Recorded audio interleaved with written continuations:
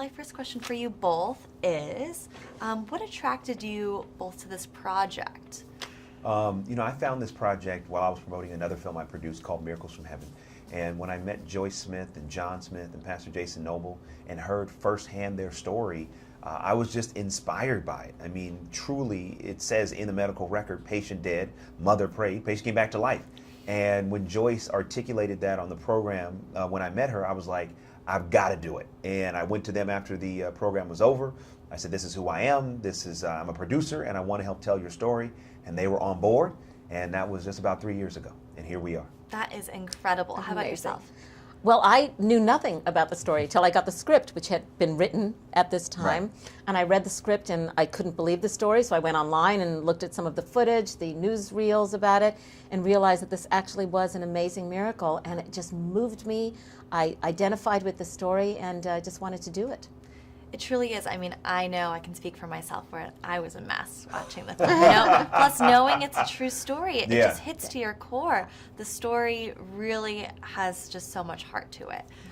So one, I guess, congratulations. Oh, thank you. And then two, could you please describe the plot of the film for us? John Smith is a 14-year-old boy. He goes out into a frozen lake. He's playing around with his friends. The sun begins to come out.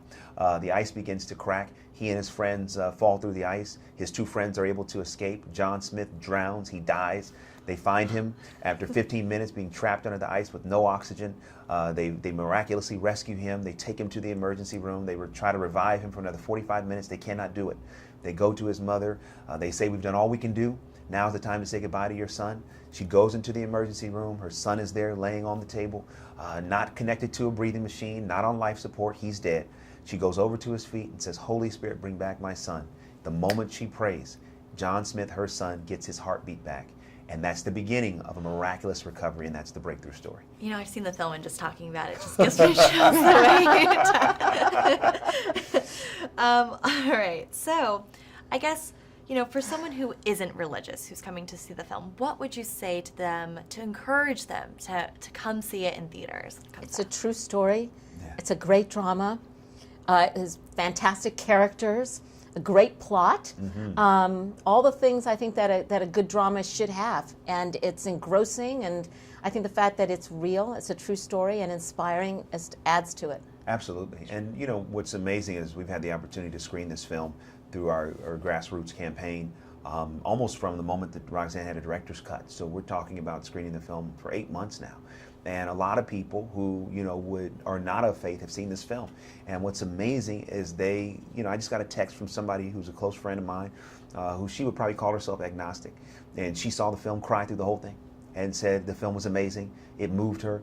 And I think that's the thing that's so powerful about this. It's a true story. And the story itself is moving. The story, Joyce didn't go in and say, I'm a faith-based mother, I'm going to pray a faith-based prayer. She just went in there and said, I'm a mom, my son is dead. If I don't do something, then he's going to be gone forever. And I think that idea of her love is what is transformative. And I think it's also what will bring people who may not be believers to this movie and allow them to enjoy it.